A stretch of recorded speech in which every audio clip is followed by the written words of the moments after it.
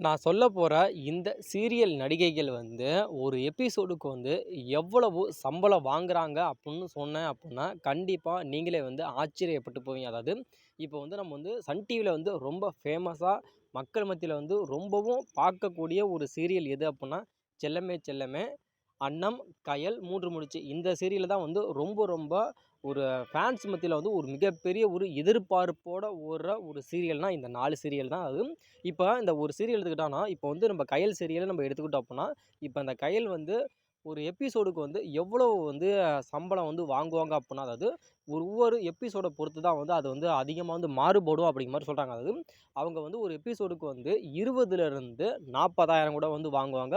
அதே வந்து அந்த ஒரு எபிசோடு வந்து எடுத்து முடிக்கிறாங்க அப்புட்ன்னா, அது வந்து அதிகமா வந்து மக்கள் மத்தியில வந்து ஒரு மிகப்பெரிய ஒரு இம்பாக்ட்ட வந்து கிரியேட் பண்ணிருச்சு அப்புட்ன்னா, அதாவது 50,000லிருந்து 5,00,000 கூட வந்து ஒரு மாசத்துக்கு வந்து சம்பளமா வந்து வாங்குவாங்க அப்படிங்கிற மாரி சொல்லப்படுது.